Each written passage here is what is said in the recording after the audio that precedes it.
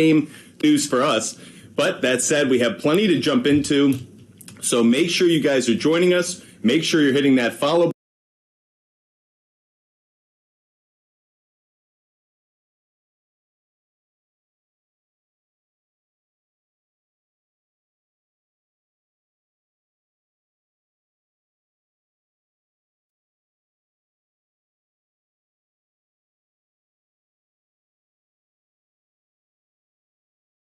Single day at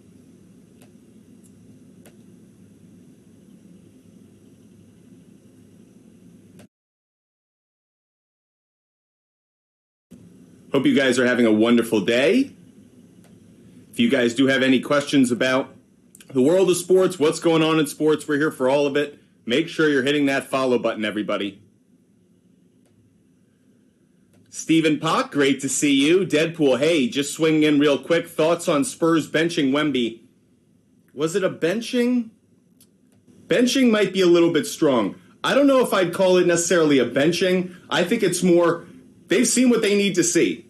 The kid has the talent. There's no reason for him to get injured in a summer league game. So I think the Spurs, they showcased him to the world. I think they wanted to see a few things. They wanted to get him on the floor in a Spurs jersey, kind of break the cherry, so to speak. And that said, now that that's done, why are we going to put our 7'4" superstar youngster out on the floor where he risks landing on someone's foot, where he risks an injury? Why would the Spurs need to do that? I think it's really smart by them.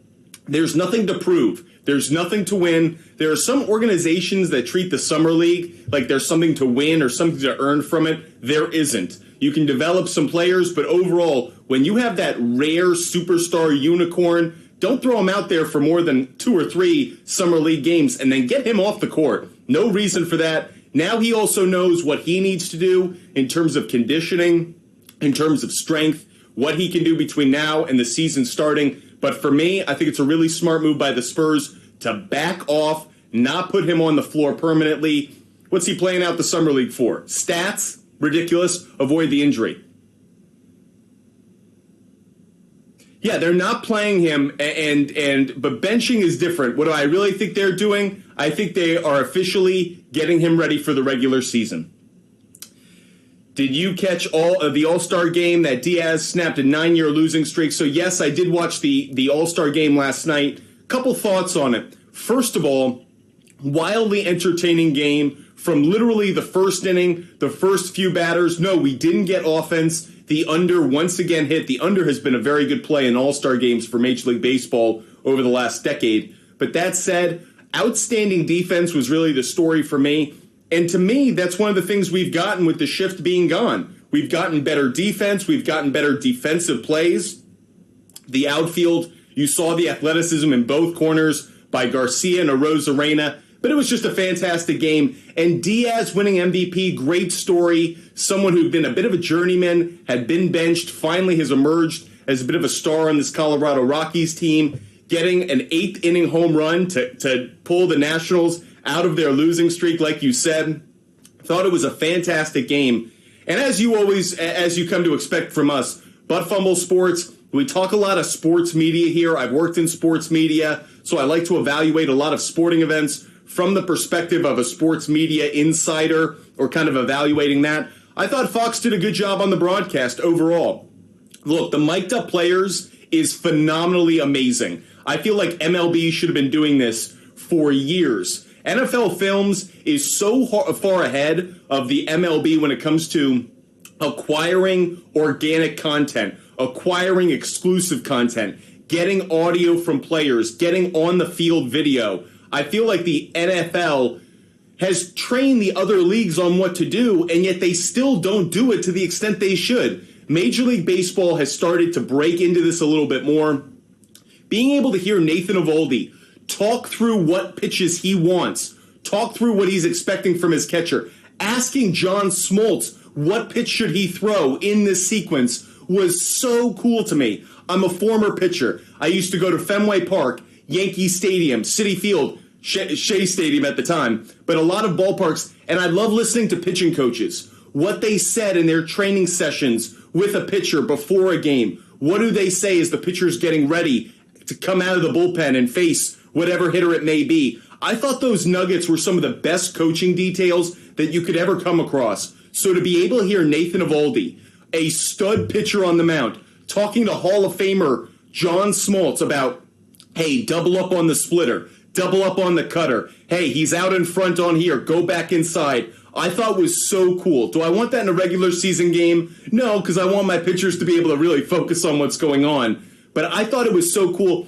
Again, maybe we don't need that in a live broadcast. We don't need the booth talking to the pitcher on the field. But can we record some of the audio on the field? Can I get rips of players week after week talking to themselves about the sequence of things? I feel like baseball needs to get a better handle on owning content and especially getting these players on tape. Because as you heard last night, whether it's with Mookie Betts talking to Freddie Freeman mid-game, not only did you see the kind of fun relationship that they have, but you also got a sense of how the two of them actually play together on the field together. If you're a Dodgers fan or a baseball fan, you must have soaked that up with a frickin' spoon. I loved the broadcast last night.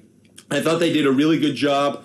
Do I miss Joe Buck calling Fox baseball games? I do personally. I know a lot of you out there have strong feelings about Joe Buck, some positive, some negative. But I grew up with Joe Buck calling All-Star games, and I do miss it a little bit. But that said, I thought Fox did a phenomenal job. Bravo to them. Do they have some times where Fox can be a little cringe promoting a show and putting the star in the stands like on camera? Sure. Can they be a little cringe when they bring A-Rod, Ortiz, and Jeter into the broadcast and it extends a bit too far? Sure. But overall, bravo to the broadcast team, the production team at Fox Sports. I thought they did an outstanding job with the All-Star game last night. I really want to applaud them. I know how hard it is to work an All-Star game and what goes into the producing of an All-Star game, and I thought they did a phenomenal job, so shout out to them. Who was the MVP last night? It was Elias Diaz of the Colorado Rockies, the catcher. He's had a great first half, just a great story overall, so happy to see him kind of get that moment of recognition. And by the way, if anyone was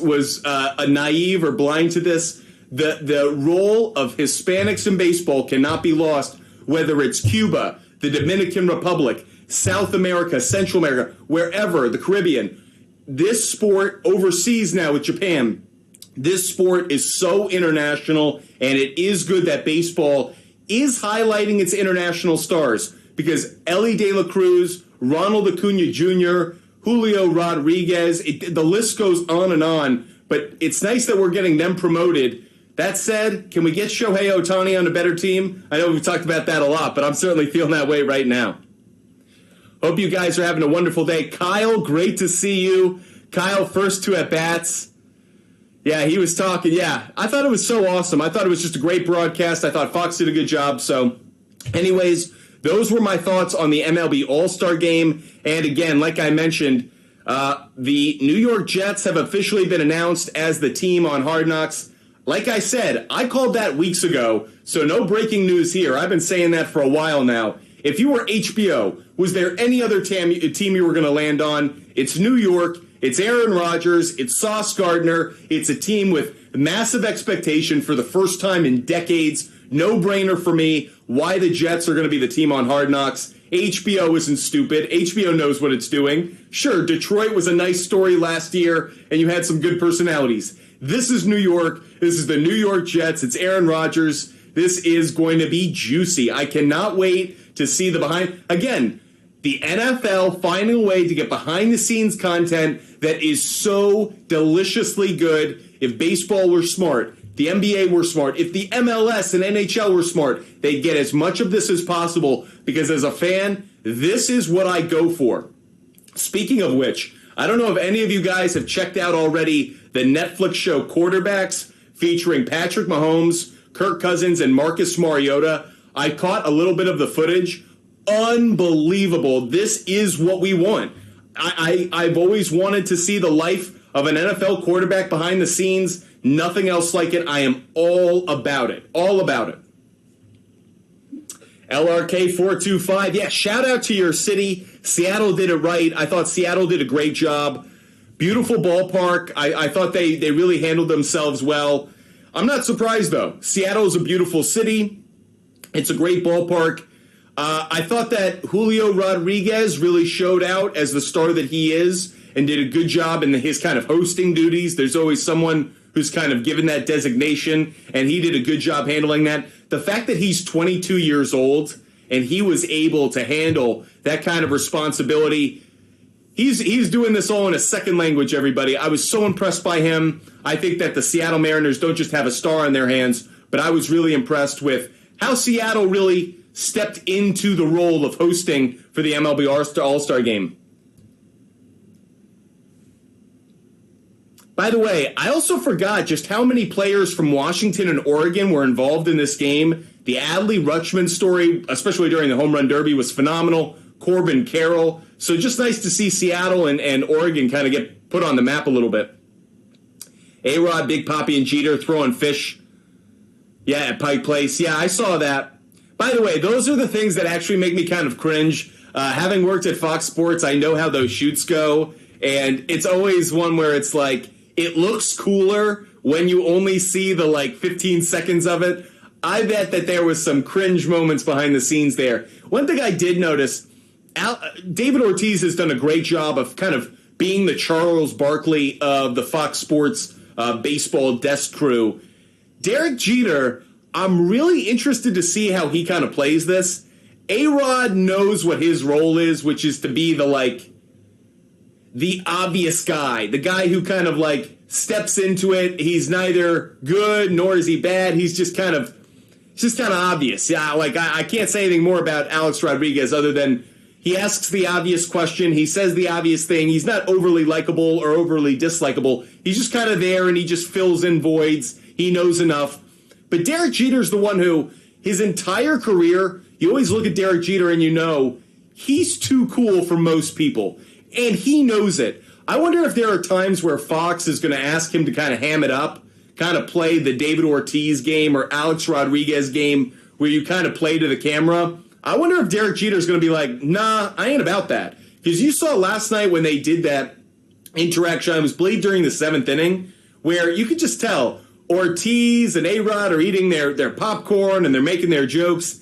And Jeter's just kind of like, hey, when you guys got something to ask me, I'll be here. But I'm not just going to play the fool just because I'm put on camera and there's a blinking light in front of me. So I'll be really interested to see how kind of Derek Jeter handles that. Because Mr. Cool, Mr. Too Cool, that doesn't play as well on TV. We want to see personality. We don't want to see you kind of in your buttoned up form. Can Derek Jeter ever kind of let it hang? I'd be kind of curious to know because I've heard Derek Jeter's a funny guy. I've heard behind the scenes, he's really fun. He's very funny. But will that ever be shown on camera? I'm kind of interested to see how it works out. I think the MLB All-Star Game has definitely figured out the red carpet, the players. Did you guys see Ronald Acuna Jr.'s ice doing the too small on his necklace? I thought that was absolute fire, so I love that. Anyways, I know we've just been ranting thus far about sports. Hope you guys are having a great Wednesday. Throw your questions, comments, rants into the chat. We are here for all of it. But Fumble Sports is live every single day at 12 p.m. Eastern. That is our commitment to you. That's our dedication to you. So for all of those watching, 12 p.m. Eastern time every single day, we will be live. No more of these changing times. No more of these crazy hours. I am putting less of the work on you, and we are building in a proper schedule. So every day at 12 p.m. Eastern, you can come on and find us, Butt Fumble Sports, on TikTok, YouTube, Twitch, and Kick. Of course, we have interviews almost every day. We will have our Formula One expert join us at 1 p.m. today. So if you guys love Formula One, you want to get a little bit of knowledge into what's going on right now in the overall Formula One season, make sure you're with us at 1 p.m. Eastern today because we will have our Formula One expert on then. We try to bring on experts every single day.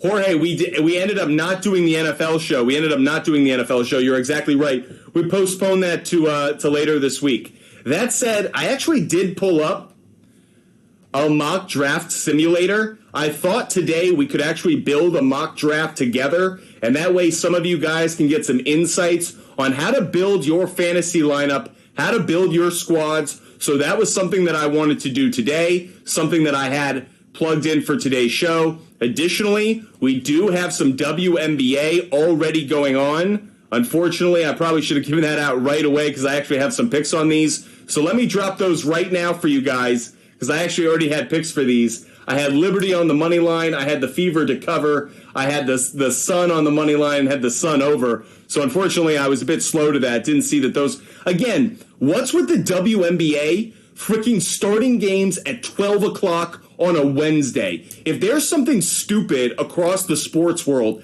that has to be at peak stupidity. How could anybody watch that or be aware of that? This isn't a baseball game where it's outside and thus you need to have the better weather. It's not like I know it's a travel day, but that said, WNBA, what are you doing? I was looking at these WNBA games. I didn't even see that they started at 12 because I thought to myself, that would be ludicrous. Who would start a WNBA game at 12 p.m. on a Wednesday? Who's going to be aware of that? Who's going to be watching that? How do you bet that? You have to be so plugged into the WNBA to be aware of that. Why can't they play those games? Even if you start them at 6 o'clock. Like, I don't understand this. So stupid. WNBA, I know that there are things you're trying to do better. Travel being a major one of them. But this is something you can do better. Who's watching a WNBA game at 12 p.m. on a Wednesday? Put them at night. It's a basketball game. If it's a weekday, an NBA game or a WNBA game should be at night. Why would you ever schedule a 12 p.m. basketball game? Like, somebody please explain that to me with big pictures and small words, because that is so stupid. I do not get it. Kyle writes, they want people to watch and do that at work. How are you going to watch at work? One, you have to be aware of it. You have to be like, oh, did you know there was a WNBA game at 12 p.m. tomorrow or 12 p.m. today? Like, oh, no kidding. Didn't expect that. Second of all, if you are working, how are you going to watch that? Like, if you're a fan, are they only doing this for people who are unemployed or out of school? Because legitimately, if you're the WNBA and you want to grow the sport, perfect freaking example right here, and I'm totally going off on this because it pisses me off. Liberty, Fever, that's a good game.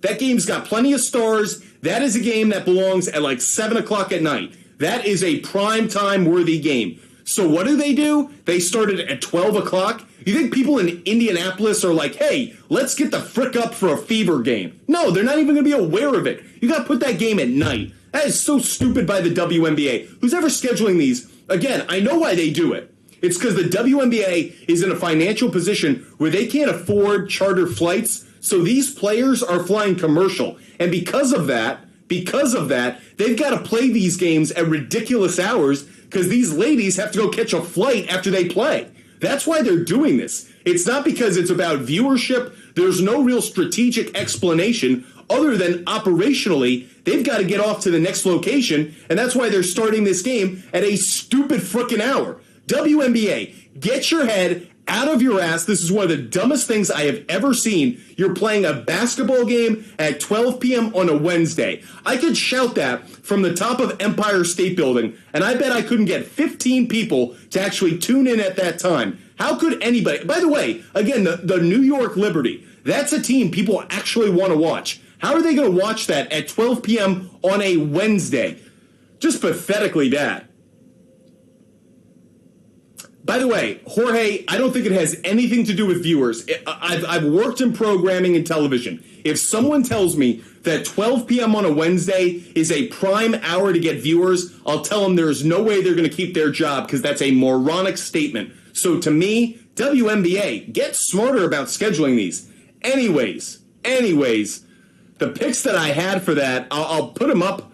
By the way, we do have our regular show. So with that said, I got some things I got to put out here.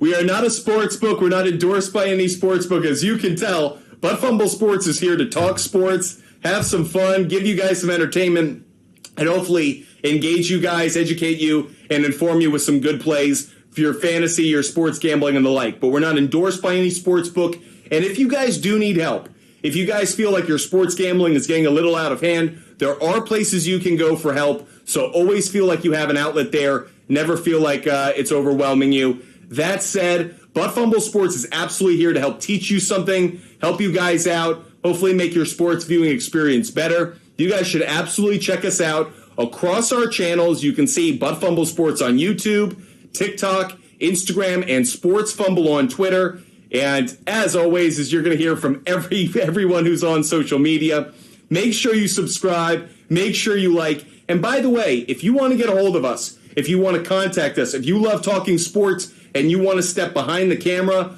or in this case, in front of the camera, reach out to us at buttfumblesports.com. We'd love to hear from you, whether it's your feedback, whether it's you kind of interested in jumping into sports media, or whether it's you just wanting to talk some sports with us. Always feel like you can contact us. We are here for this amazing community that we're building. So if you guys love talking sports and you want to get a hold of us, always feel like we're accessible. But make sure you subscribe, make sure you like our video, and of course, always feel like you can hit us up. By the way, it's been a few days since we looked at our results. We haven't reviewed our results from the 9th, but I wanted to do that now. So just a shout out, we'll look at our results from July 9th. See, I actually didn't even put in my overall results. Kind of sloppy on my part, forgive me. So overall, we went 28 and 21. Okay, could have been a little bit better. That said, our parlay plays went 4 and 4. You guys went 9 and 13. The updated standings across our Celebrity Shot contest, you can see who our leaders are right now. Let me zoom in on that so you guys can get a really good look. So, the man in green is the one that leads. LRK425 with 11 Celebrity Shot wins is our leader at the moment. The first one to 20 wins our Celebrity Shot contest. Tito's Full Send, Dante, Chris Roberts, and Caesar are all in third with 9. And Jorge and Macy Toru are hot on the tail of LRK425 with 10 wins. They are in second, but it's LRK425 who currently is the leader. So we are excited to get back to our Celebrity Shot contest. We'll get back to that probably actually on Friday, given that not too many games going on across the world of sports. That said, how did you guys do the other day? Just shouting some guys out. Want to give a shout out to Jorge, who came up with a 2-0 outcome, and Caesar, who went 2-0. That said, we'll clear out those results. Don't have too many bets to give out today. It is a quiet time in the sports world, but I'm clearing these out just to let you guys know we are turning the page and we are looking ahead. If you guys want to focus on anything across the sports world, NFL futures, WNBA, I'll put out all these picks that I had earlier. I know that some of them are already beyond the point of taking, but I'll put them out there anyways. The WNBA is stupid. 12 o'clock game on a Wednesday? Like, what the hell are you thinking? Fever, it was plus 10. Sun on the money line. It was Sun, Sky, and the over. Don't remember what it was, but Lynx on the money line. So there you go. Those are all of my picks. Those are all the picks that I gave out for the WNBA today. Not too many.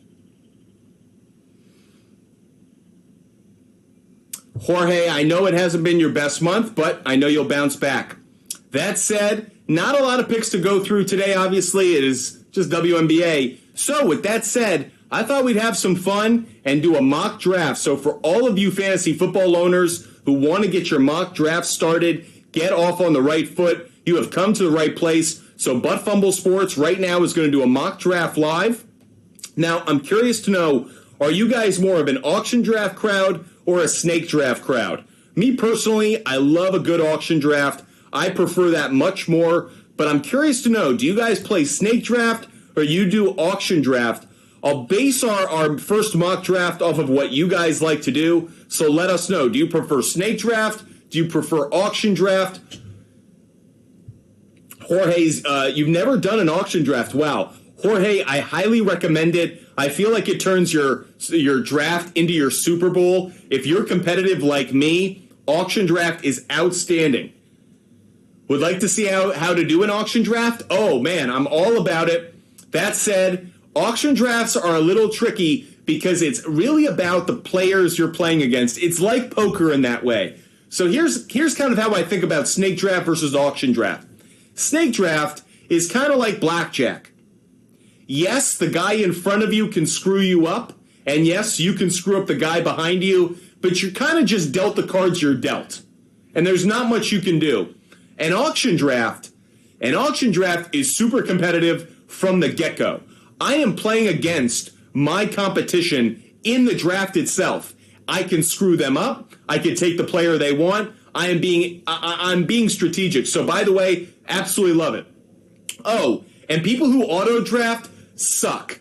There is a special place in purgatory for auto drafters. So no, we are not pro auto drafters here. That is for sure. Okay, let's actually dive into a mock draft right now. So for all those playing along at home who are going to do their mock draft over the next few weeks, let's put together a mock draft right now so you guys can see how I'll be playing it. Now, don't have the opportunity here actually to do an auction, kind of disappointing. But that said, I can do my ESPN. We're going to randomize it, so we're going to give me not the first overall pick, but we'll just make it a little bit harder on me. I'll get the 5th overall pick. So let's start our mock draft. And what we're seeing so far is, by the way, kind of curious if mock drafts are really going to go this way. Justin Jefferson went 1st overall in this mock draft. I don't expect that in most, but this one, just kind of playing it out with the computer, Justin Jefferson went 1, Chubb 2, Christian McCaffrey 3, Jamar Chase 4. Okay, where does that leave us? That leaves us absolutely looking for a running back. Running back is the number one play. If you're in a position through, like, let's say the first 6 picks, I don't see how you don't go running back right off the bat. The depth at running back is going to be really important. You will want to get a number 1, a clear number 1. By the way, Jake, yo, what is up?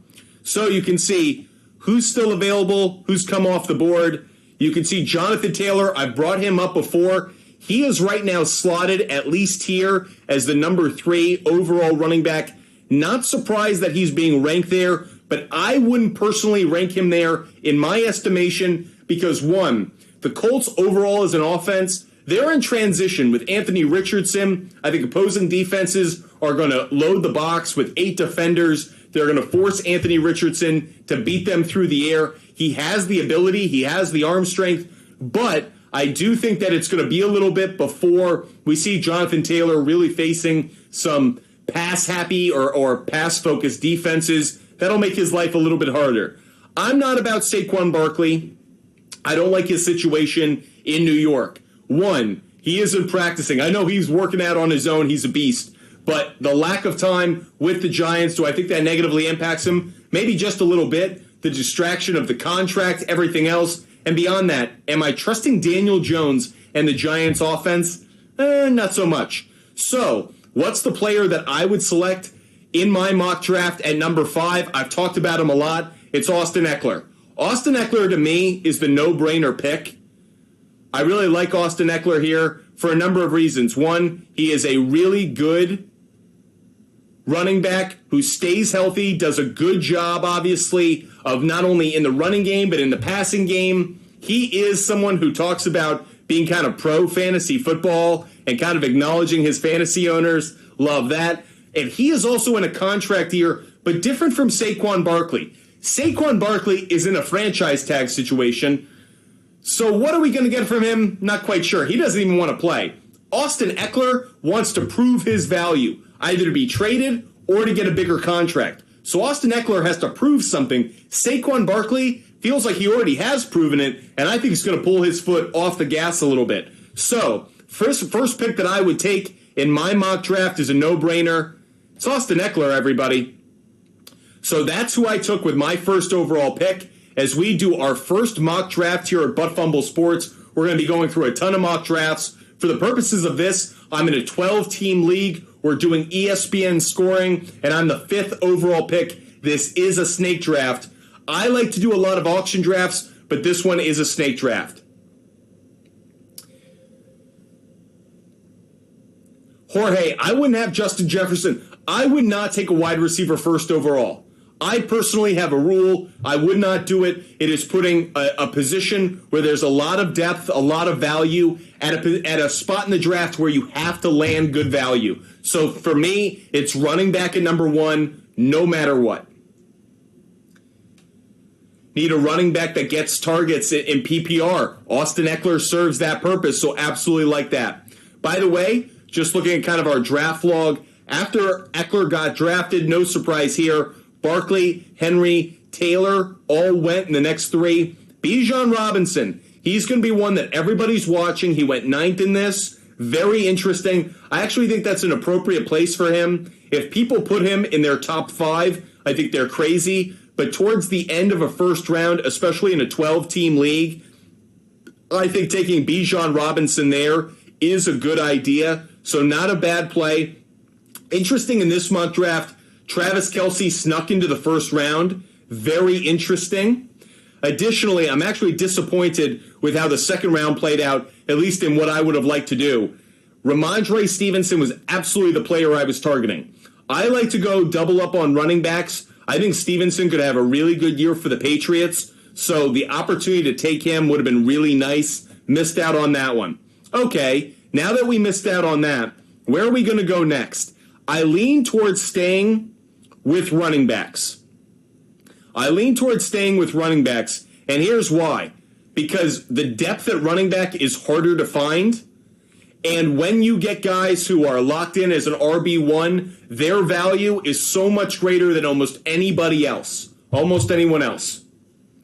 By the way, Jorge, if someone is saying to draft Bijan at number 3, I think they're making a massive mistake. Bijan Robinson will hit the rookie wall at some point, week 11, week 12. There's no way Bijan Robinson's going to have 17 weeks of good production. We just don't see it from rookie running backs that often. It is very, very rare. Additionally, do we trust the Atlanta offense that much? Do we trust the Atlanta offensive line that much? Maybe we think they play in a bad division, but I wouldn't put Bijan in my top 3. For me, he's kind of between the 6th pick of the first round to the end of your first round, depending if you're in 10, 12, or 14-man leagues. So, Jake's thinking Najee Harris here. That is someone I'd be attracted to, but actually, I think I might go with Travis Etienne. I think I like Travis Etienne a little bit more than I like Breece Hall coming off the injury. Again, I actually think the addition of Calvin Ridley could be good for Travis Etienne. You may go, why, but Fumble Sports? Isn't Trevor Lawrence going to be throwing the ball more? No, he's just going to be throwing to more offensive weapons that's going to have the defense more prone to stopping the passing game, which opens up the running game for Travis Etienne.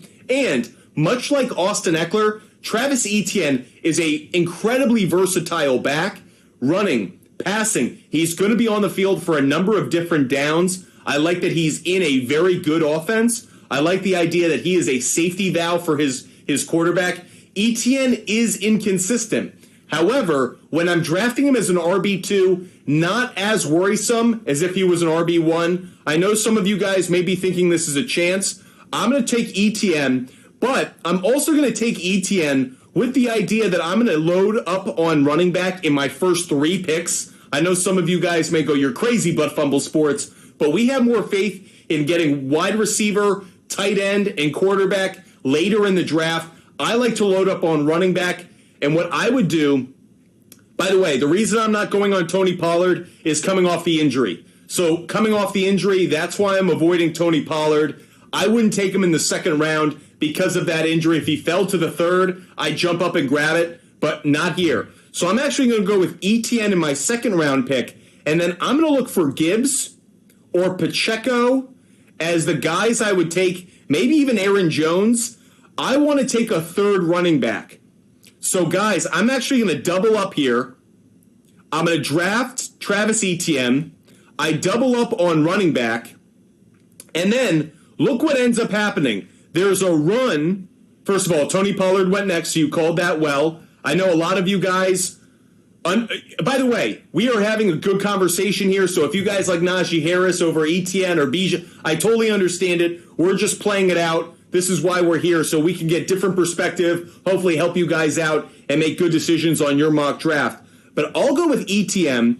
He isn't coming off a serious injury. Love the offense. Think he's going to have a good third year in the league. Pollard, I get it. Najee Harris, they went right after, and Hall. There was a run on those running backs. Not surprised. So a run on running backs. Part of the reason I wanted to get a second running back is you could expect there to be a run there.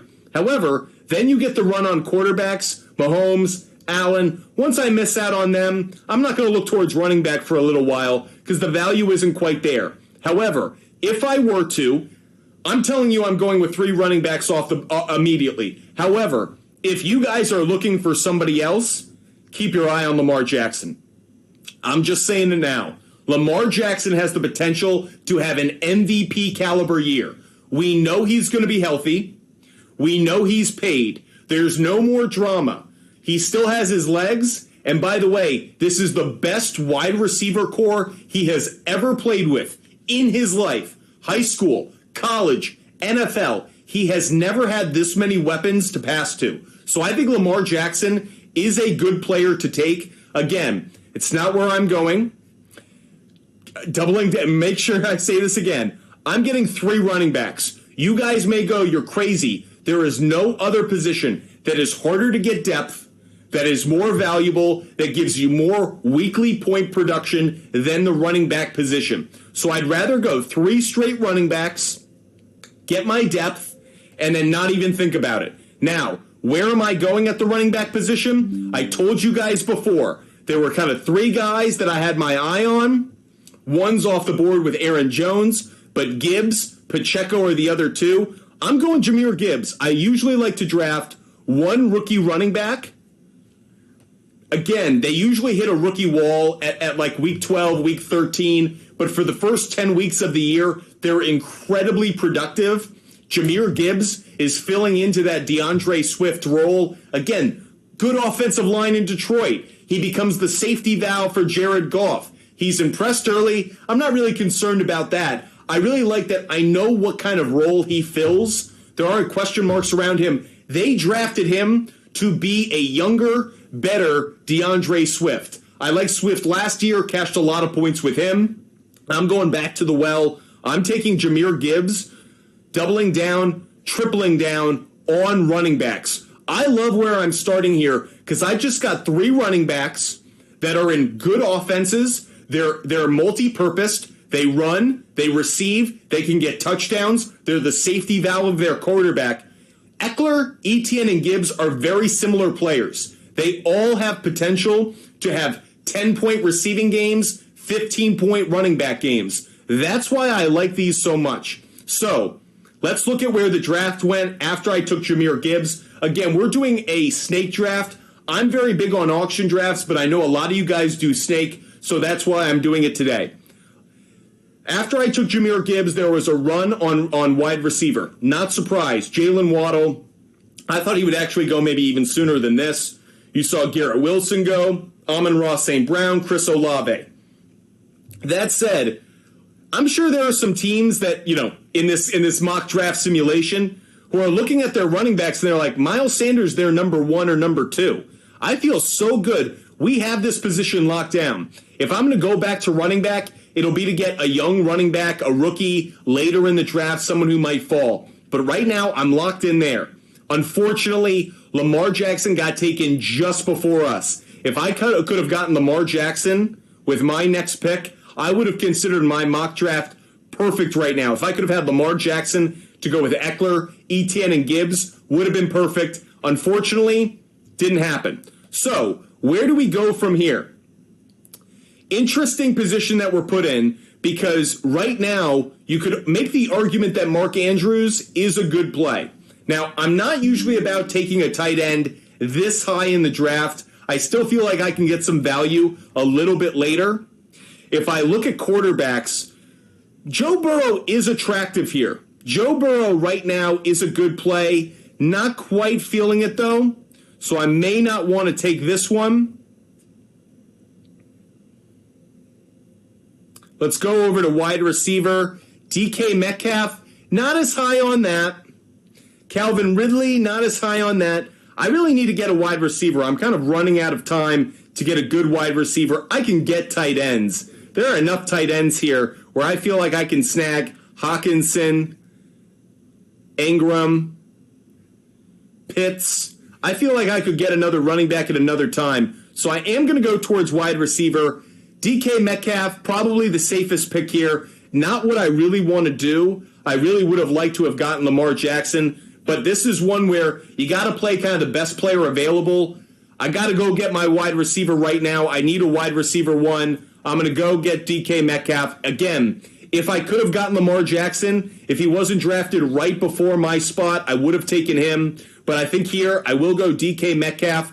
I actually like the idea that Jackson Smith and Jigba is going to open up some opportunity for Metcalf to get more one-on-one time.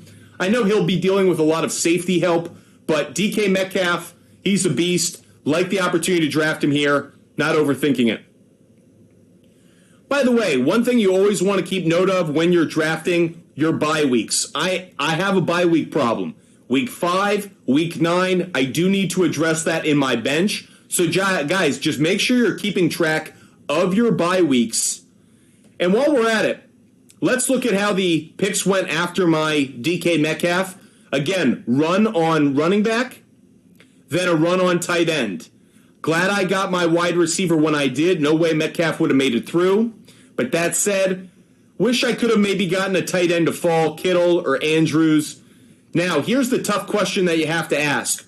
Are we in a position to take quarterback, tight end, or wide receiver right now? I still wait on a quarterback. I think there are quarterbacks I can get. I can wait. I'm not going to rush that one. So instead, I'll look back towards wide receiver. Is there anyone I feel like doubling up on? I'm not big on Keenan Allen from an injury history. Same kind of with Mike Williams. I want to take one of them because I like the Los Angeles offense, but I'm a little bit wary. If I had to go in one direction, it might be Mike Williams. Keep your eye on Amari Cooper. That's an interesting one as well. Don't think any of them kind of outvalue. Still think you got to wait on the tight end here. So I'm going to double up on my wide receiver right now. I think the order I'm going to go in this is wide receiver, tight end, then quarterback. I think might slip in the wide receiver beforehand, but let's go. Thoughts on T. Higgins and Devontae Smith as wide receiver 2? Love that combination. That's a good call. That's a really good combination.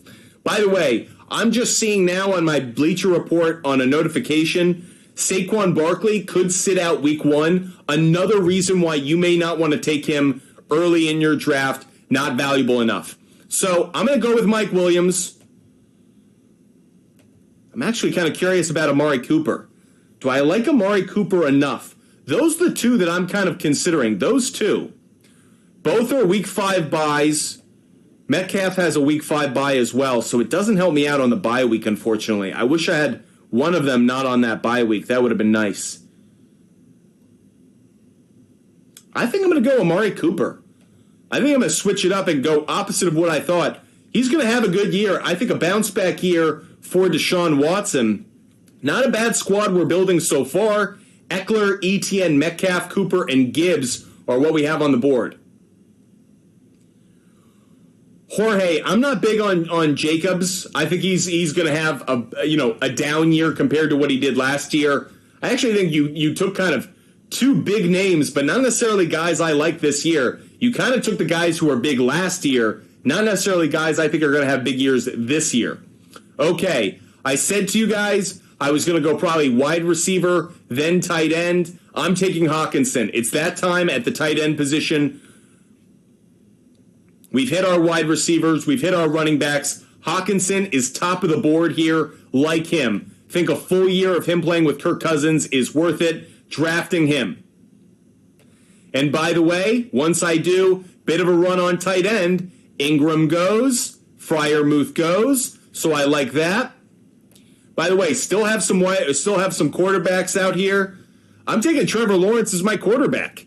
Love the opportunity to take him. Think he could have an MVP, fringe MVP year. I don't think he'll actually be in the MVP conversation in the final month, but I think through the first, let's say, 2 months, 2.5 months, I do think he'll be in the MVP conversation. That is definitely a pick I love. Look at this team right now. Lawrence, Eckler, Etienne, Metcalf, Cooper, Hawkinson, and Gibbs. Am I a little too reliant on the Jaguars? Maybe, but I actually like them. I like being on both the passing and running side of their offense. I think the Jaguars are going to be a top 5 offense this year, so I actually like being there. The one thing I am going to note to all of you guys, I am in bye week hell. I have tough bye weeks at week 9 and week 5, so absolutely something that I need to address at some point. Let's keep it going, though. I already have 3 running backs, so I don't need to address that position right now. I can, but is there anybody I really like out of this group? Not really. Actually, the one I probably like the most is Tyler Algier, believe it or not. If I were to go with some extra depth at running back, that might be a spot I would take.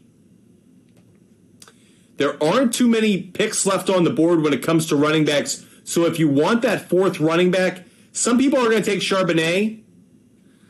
I'm not as high on him, and again, I'm already in a bye week 5 hell, so that doesn't do enough for me. Let's look at Tyler Algier. Tyler Algier is a week 11. Again, this is the backup to Bijan Robinson. You guys might not be as crazy about him. He's someone I kind of like. I think he's going to get more opportunities than people think. Pierre Strong is another player I'd keep my eye on. Jamal Williams, we kind of know what we're going to get out of him. Good production in the red zone. Might want to consider him. He's, again, a week 11. I'm looking towards running back right now because I'm in a bit of a bye week hell when it comes to week 5. Week 9. Week 9 really hurts me, actually, at the running back position. Now, you guys may want to wait, pick someone up off the waiver wire, but I actually think I'll go with Jamal Williams, again, more because he is a really good substitute during a bye week for another player because he is such a red zone heavy player. The fact, if he gets me 1 touchdown, he fills in the void that I need for that 1 week. Now, normally, if we were in a different situation, I'd look at Jamal Williams. I want to see his schedule. I'd want to see his schedule for this year because when I do look for that kind of backup to a bye week, I want to see who the Saints are playing in week 9. Is that a good matchup? If they're playing a tough defense that week, it may not be advantageous to me. So that's one of the things I'd be thinking about. This is the 2012 schedule. I want 2013. So anyways, I will go with him though. I will take Jamal Williams. I'll draft him here. And again, loaded up on my running backs. I've got 4 running backs. So even if injury hits me, I have enough depth to handle my 2 running back positions and my flex spot. So that's how I'm handling it. How did the picks go after my Jamal Williams, which I know to some of you might be a reach? I'm okay with that. There was a bit of a run on wide receiver. Not surprised by that. I probably need wide receiver depth as well. Now, because I've added so many running backs, it's put me in a good position, actually, where I don't need wide receiver on the flex. But let's look at wide receiver. I actually think Gabe Davis could be a really good pick this year. I kind of like that one right there. Quentin Johnston is getting really good pub. I like Zay Flowers, too. Oof. Jackson Smith and Jigba I like. There are a bunch of wide receivers I like here. Let's look at Zay Flowers. Zay Flowers, 13. The bye week is week 13. I like that. I think he's going to be a good rookie. I usually like to get 1 rookie wide receiver, 1 rookie running back, guys that the teams, the owners in my leagues usually don't pay attention to because I'm way more focused on college football than they are. I think Zay Flowers could have a breakout year with the Baltimore Ravens, so I really like that play. Again, helps me out in my bye week. Drafted, put him on the board, and again, you're just seeing building out some good depth at wide receiver, building out good depth at running back, addressing my bye weeks, building out what I believe is a pretty solid team right here. Let's see how the picks went after. Smith and Jigba, Davis, Quentin Johnston, not surprised. If Jackson Smith and Jigba hadn't gone, I probably would have taken him. Now, are we to the point Some of you guys like to draft a defense early or like to draft a kicker early. I have a tendency to do that as well, where I will draft somebody just to make sure I own them. Not going to do that right now. Still too early for that. Same with defenses, but just putting it out there, we are getting to that point where we can start to look at filling out the rest of our starting lineup. Kicker and defense bring a lot of points, so you don't want to neglect them too much, but still would like to get a little bit of depth. I'm actually considering, where can I get depth? I have my running backs. I have some wide receiver depth. Do I want to get another wide receiver? That way I have 4? Actually, no. Here's what I kind of want to do. I'm going to take a flyer, and I'm going to take a flyer on Dalton Kincaid. I'm going to take a flyer on Dalton Kincaid or Mayer. I like these 2 rookie tight ends. Problem is, Dawson Knox cuts into the value of Kincaid, but I really like Dalton Kincaid. I kind of want to draft him to give me that tight end depth that I'm looking for. Week 13. Oh, never mind. My tight end is already a Week 13 bye week, so that knocks out Dalton Kincaid. IP Shade 45, you can see we're doing a mock draft right now. Here's the team that I've drafted so far. I went Eckler with my first round pick, ETN number 2, and then I went with Jahmyr Gibbs number 3. I went 3 running backs in my first 3 rounds. Jorge, 100% I go Jackson Smith and Jigba. I'm not as nearly big on George Pickens. He disappointed me last year. He doesn't have the kind of separation speed that I'd like. He's got good hands, but there's a part of me that feels like he just doesn't get enough of a space. He doesn't break away. He doesn't have breakaway speed, so just not nearly about him. Jorge, Freiermuth or Goddard? I'd probably go with Freiermuth. That's where I would go with the Pittsburgh Steeler. I think that Kenny Pickett is going to find his tight end. I think he could be a good target in the red zone. Just getting back to the problem I was having, we're looking for tight end depth. Now, I told you Week 5 is a tough week for me, but not at tight end. At tight end, Hawkinson's Week 13. Gerald Everett is Week 5. Only concern about Everett is the injuries, but I will draft him here. That gives me depth at tight end. So now I have 4 running backs. I have 3 wide receivers. I have 2 tight ends. I've addressed my depth issue when it comes to bye weeks. So now I'm kind of in a position of the best player available. I'll probably go back to wide receiver. And I'm going to take a flyer. This is a good time in the draft, given where my position is to take a flyer. I'm going to take a flyer on Sky Moore. Sky Moore of the Kansas City Chiefs, I think could be a really good pick here. It's a Week 10 bye, so I don't have any conflicts with my bye weeks with my other wide receivers. This is just me taking a chance on Andy Reid, Patrick Mahomes, and the overall offense of the Kansas City Chiefs. So I will draft Sky Moore. Again, just adds a little bit of wide receiver depth. He gets touchdowns in a number of different ways, receiving, rushing, so he has good versatility in that offense. You can see, I actually like the bench I'm building because they all have a good role. Jamal Williams is a red zone guy. Sky Moore is the versatility. Gerald Everett is the steady tight end amongst all those wide receivers. And Zay Flowers, he's going to get more opportunities than people think in that Ravens passing game. So I love my bench. That said, it's the starting lineup that I really like. Jorge, the reason I took Sky Moore right there is because I'm taking a flyer. This is the time in the draft where you want to take a risk. I've already gotten my starters. I've already gotten my backups. So now I want to take a risk. When you get to this point in a draft, you want to find a diamond in the rough. This is where you want to buy low because you want to take a flyer on somebody. Sky Moore, how many options are in that Kansas City Chiefs offense? They don't have that many wide receivers. So if I believe in Patrick Mahomes, if I believe in Andy Reid, if I think the Chiefs offense is more of a statement of those two, and it wasn't just about Tyreek Hill, it's not just about Travis Kelce now, the Juju Smith-Schuster opportunities are going to go to Sky Moore. I actually think Sky Moore is undervalued. I think this is a really good draft pick. You may think I lost you, but look back on this one, again, as a depth play, as a bench player. If he gets off to a couple good games, you can throw him into your starting lineup. Maybe you slot him in a bye week. But to me, Sky Moore is a risk worth taking with only 5 more picks left in my mock draft. Let's finish out this mock draft because we have our Formula One expert joining us in just a minute. That said, I don't have depth right now at quarterback. If I wanted to take a backup, I might be so bold as to take Aaron Rodgers, but I'm not going to actually.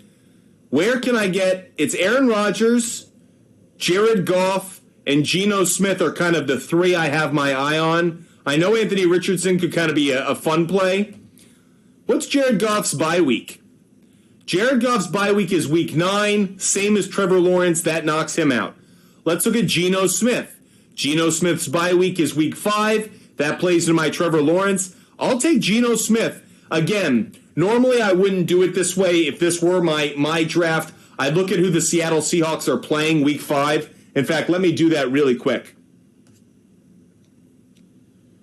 So Seahawks 2023 schedule.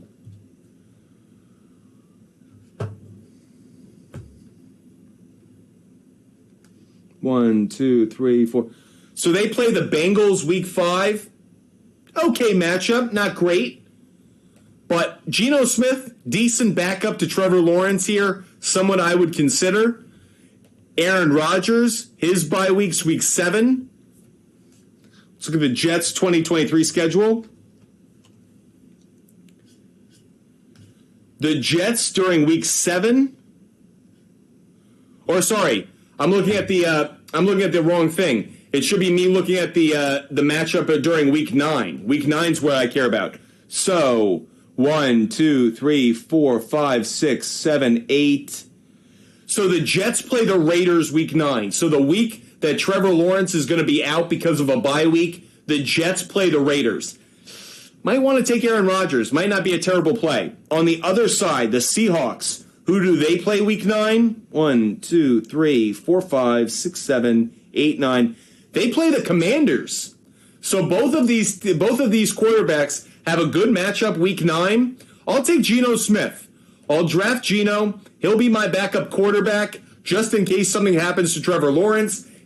He has a good matchup in week 9 when Trevor Lawrence is on the bye. With that said, we have only 4 more picks to go. Now we are at that point where, yes, I probably want to get my I want to get my defense. I want to get my kicker just to lock him in. Who's available at kicker? If I can get Justin Tucker, I take Justin Tucker. That's just a personal rule of mine. I'm taking Justin Tucker. He is the best kicker in the NFL, one of the best in NFL history. So I will take Justin Tucker here. Might be still a little bit early for you guys to get a kicker, but I want to lock in the best kicker that I possibly can. Let's look at defense. Feeling the same way about defense.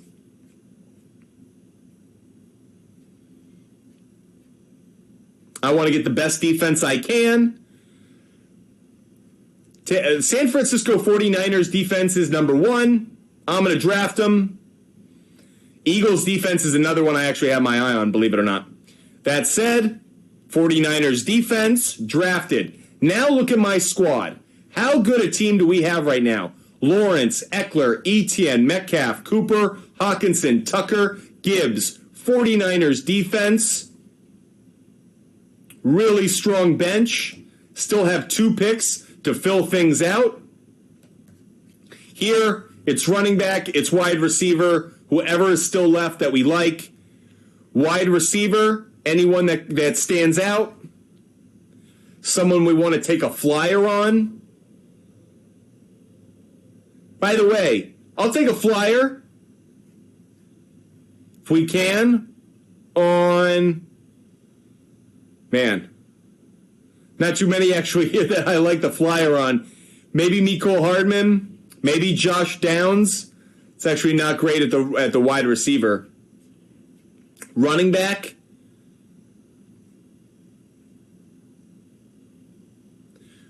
I'd actually take a flyer on Pierre Strong. He's going to be the backup running back to Ramondre Stevenson. Watch out for him. That could be a good pick, actually, that I just made.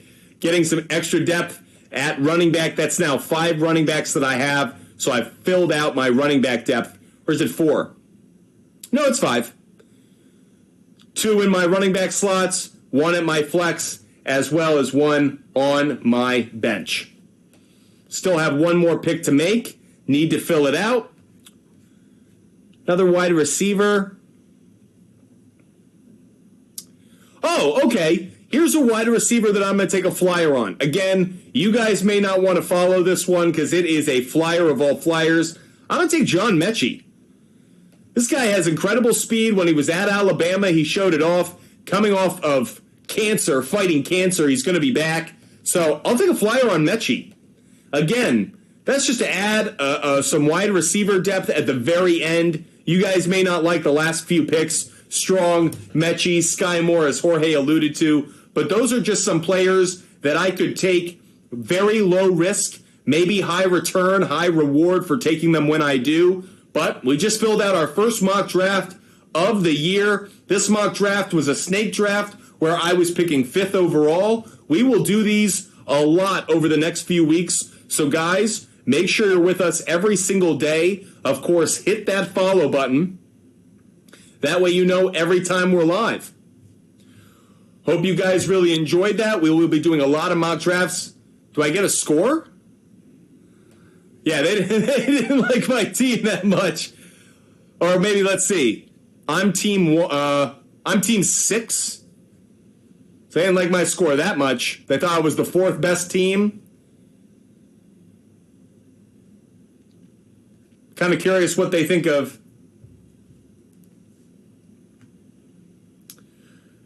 Wanted to see what Team 10 was. Team 10. A lot of brand names, but I don't really like. And on the other side, Team 3. Let's look at Team 3. That's a pretty good squad. I don't hate Team 3. I get that. And Team 1. Okay. I'm okay being 4th to a couple of those. I thought Team 10 kind of sucked, to be honest. Anyways, appreciate all those calling, or appreciate all those joining us. Hope you guys are having a wonderful day. We just did a mock draft to help you guys out with a snake draft. That said, now we have on the line our Formula 1 expert. For all of those joining us, you guys want to make sure you're following us every day and check out our website because our Formula 1 expert has done an outstanding job this season giving you storylines, good picks, and guys, giving you a lot of information about Formula 1. If you didn't know already, his name is Nick Rodecap. You can find him on Twitter at NICKRODECAP. Go check out his content, and of course, every race week for Formula 1, he puts out an article exclusively for us. First of all, Nick, how are you doing, and how are you feeling about the Formula 1 season so far? Well, I'm doing great, and I'm actually blown away with what's happened recently in the world of F1. Of course, big news is that Daniel Ricciardo is in, Nick DeVries is out, in one of the quicker driver swaps we've seen in recent memory. Now, why was this driver swap made, and is it one that you anticipated for the last few weeks? So the swap was made because the bosses over at Red Bull and AlphaTauri felt that Nick DeVries was not performing up to par with his teammate and with the expectations the team had put forth on him. And I think this was made so early on. I kind of anticipated it coming at least at some point this season, not this early though. But I think it's twofold. One is that AlphaTauri wants somebody who can compete with Yuki Tsunoda. It's two, that what Red Bull saw from Daniel Ricciardo at the midseason tire test a couple days ago was so good that they decided just to make the switch because DeVries obviously was not what they thought he was going to be. What happens now to his career? I think DeVries is probably done in F1. Maybe he'll be like a reserve driver for AlphaTauri. I'm not sure if anything's been made official yet, though. I don't think any other team is going to pick him up. What we saw last year in to Italy, which was actually what secured him the drive for AlphaTauri this season, was a flash in the pan where he was driving a car that was really suited to the track. And AlphaTauri just decided to go off of that one race and bring him in. But with the larger sample size, it's obvious that the pace isn't there. So I don't really see a path for him to get back into Formula One. What happens to a driver when they're done with Formula One? What is the senior tour, so to speak? Well, we've seen a few drivers take a couple different paths. Marcus Ericsson, the man who won the 2022 Indy 500, started in Formula One. He drove for what is now Alfa Romeo for a few years. He wasn't very good in terms of F1 standards, so he went to IndyCar and he's had some success. Romain Grosjean was out of F1 after the 2020 season. He also went to IndyCar. He's been able to challenge for some race wins, hasn't won anything yet, but he's been very consistent near the top of the field, especially on road courses. Another place for drivers to go is Formula E. Former Alfa Romeo driver Antonio Giovinazzi started in Formula One, couldn't quite hack it, and then he went to Formula E. He's been racing there, I think, for a couple of years now. So mostly it's other open wheel series inside or outside of Europe. Beyond this driver swap, are there any other storylines at this point in the season that have your attention?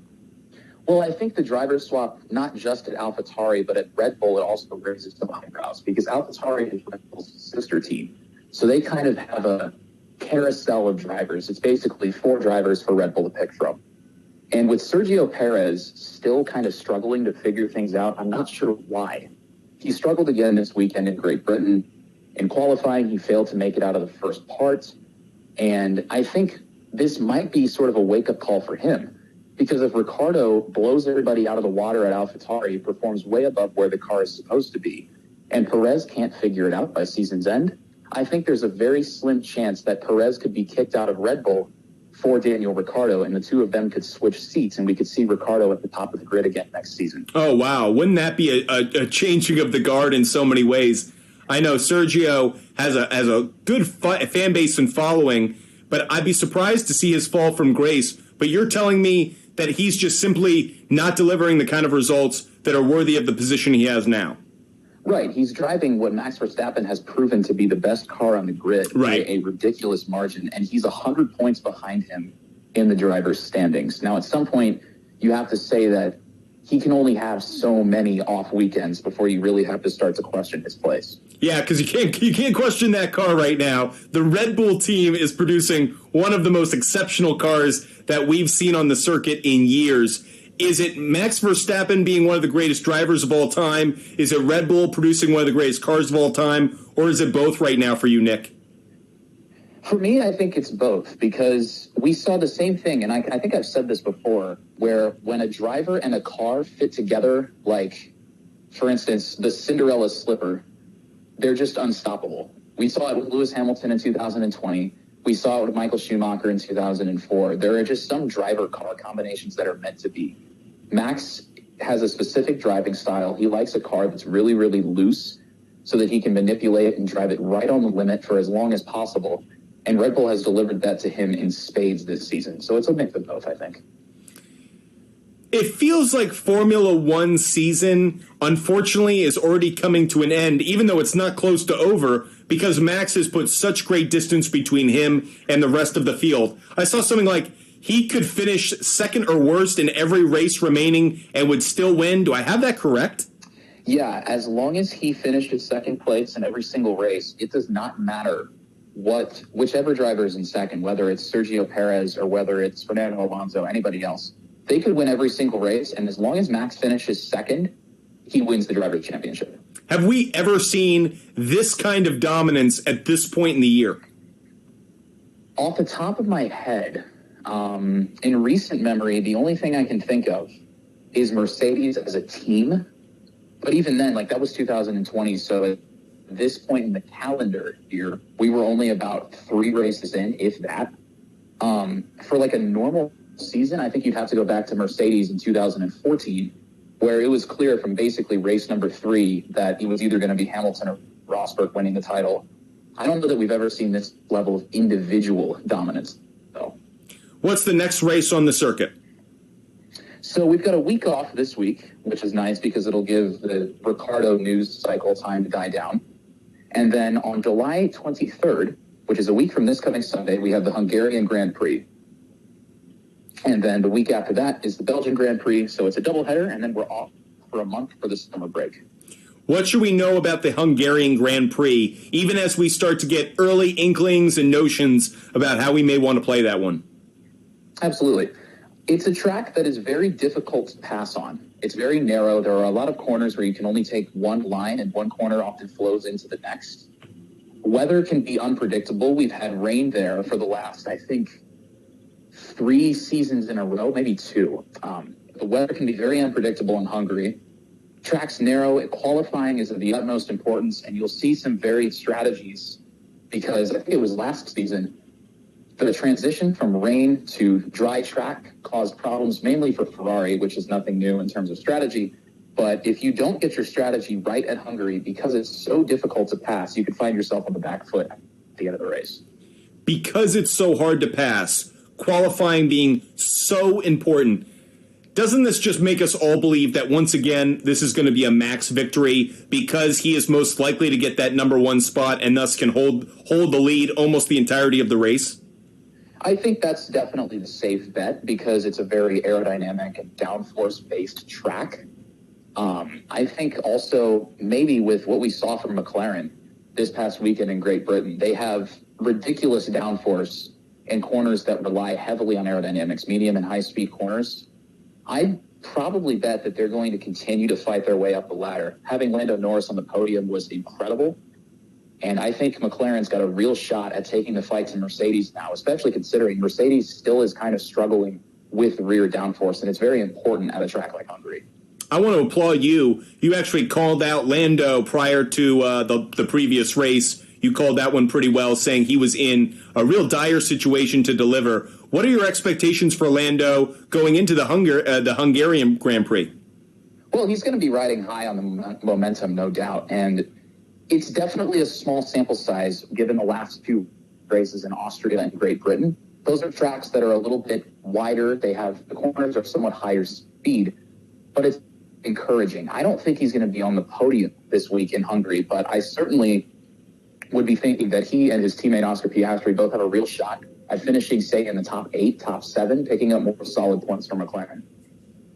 Give me one driver. Again, we'll have a conversation next week about the Hungarian Grand Prix, so we'll dive into it even more next week. But give me one driver through the remainder of the season where you're going, I'm keeping my eye on him as someone who maybe doesn't break through entirely, but starts to put together the kind of races that could suggest that next year he's a candidate to be a star along with Max. Looking at the short term, oh, that's tough because I said Lando Norris before. Wanted to give you a curveball. Wanted to try and challenge you since we talked Lando. Wanted to see if there was one other driver that you just got your eye on and that you, whether he could deliver, break through, or he's on the cusp. I think it's Lewis Hamilton, and I know saying Lewis Hamilton could break through is a little bit of a slam dunk. But what I mean by that is he took a podium in Great Britain this weekend with a car that is still questionable on the downforce front. He's been very consistent over these last couple of years at driving his car above where the performance suggests it probably should be. And I think if Mercedes can deliver some mid-season upgrades, say, heading into Belgium, the last race before the summer break, I think if Max maybe gets struck by lightning, there's a chance Lewis Hamilton can win a race. If not for that, he can take P2, and I think if Mercedes could just get over that hump, they're close, but they're not quite there yet. If they can get over the hump heading into next season, I think Hamilton might be able to fight Max Verstappen and just maybe win his 8th career championship. Well, wouldn't that be an outstanding comeback for him? I actually kind of like the take because of all the people that we talk about. I feel like Lewis Hamilton is the one who at times is in the most precarious position. We have a massive expectations for him. Has he fallen off? As you have said, not really. It's really his team can't keep up with the Red Bull squad and the car that they're putting out week after week. And so I'd like to see Lewis Hamilton, as you kind of alluded to, kind of start to break through, but he's as reliant on the car as anything else. Nick, Want to give you a big shout out. Really appreciate you joining us every week and giving us your insight. Again, if you want to find Nick, our Formula One expert, you can find him on Twitter at NICKRODECAP. And every single week where we have a race, Nick puts out a Formula One preview with the storylines and takes that he's most focused on. Nick, thank you so much for joining us. Absolutely. It's always a pleasure. That was our Formula One expert. If you want to check out that interview, if you missed any part of it, we will post it in its entirety to YouTube immediately after the show concludes. So if you want to check out what our Formula One expert said about the Hungarian Grand Prix that's going on next week, or just about Formula One overall, where we are in the season, his expectations, is Max Verstappen the greatest of all time, or is he in the most dominant stretch of anyone all time? If you missed any of that, make sure you go to our But Fumble Sports YouTube page. You can watch that entire interview all over again. Appreciate all those who are joining us. But Fumble Sports is live every single day at 12 o'clock from now on. Every day at 12 p.m. Eastern, you can find us on YouTube, TikTok, Twitch, and Kick. No longer are we having crazy hours, different schedules. You can find us at the same time every day, giving out sports picks, answering your questions, of course, doing research, and trying to bring on experts from across different sports. UFC, Formula One, NASCAR, a bunch of different sports to help you guys learn a little bit more about the sport, how to bet it, and how to get the most out of the viewing experience. Because one thing I say to you guys often, whether you guys bet on sports or play fantasy sports, I think sports is for entertainment, and I want you guys to enjoy your sporting experience as much as humanly possible. So again, really appreciate our Formula One expert coming on, giving his insight, and of course, giving us a bit of a preview of that Hungarian Grand Prix that isn't happening this week, but happening next week. We'll have Nick back on next week to give us some real in-depth knowledge about that race as well. If you guys have any comments, questions, you know where to find us. But Fumble Sports on YouTube, TikTok, Twitch, Kick, and you can find us at Sports Fumble on Twitter. Again, we're having a bit of a condensed show today. We have already gone through a few of our rants on the MLB All-Star Game, the Jets on Hard Knocks. We talked about the WNBA scheduling games at 12 p.m. on a Wednesday. Boy, was I fired up about that one. But we've also built a mock draft. We did our first mock draft of the year, everybody. We did a 12-team mock draft, a snake draft, in which we were drafting 5th overall. We'll do a mock draft almost every day now, every other day. That way you guys can start preparing for your mock draft at home, getting ready to build the ultimate fantasy football squad that will win you this season's title. With that said, we are going to wrap up now. If you want to follow us, hit that button. We are live every single day at 12. If you want more of our content, go check it out across YouTube, TikTok, and, of course, on our website, butfumblesports.com. For all those who have been joining us, we so appreciate your support. Make sure you hit the follow button. Make sure you hit the like button on this video. And, of course, join us tomorrow. We are going to be live at what time? 12 p.m. Eastern, because we're live every single day at 12 p.m. Eastern. So make sure you check us out then. But Fumble Sports will be back at 12 p.m. Eastern. As I say at the end of every show, I hope you guys stay healthy. I hope you stay safe. And I hope you have a wonderful afternoon and evening. Hopefully cash on a few of the WNBA games that are still remaining. Other than that, we will be back tomorrow to do more NFL futures, another mock draft, and of course, get ready for MLB's second half of the season. But until then,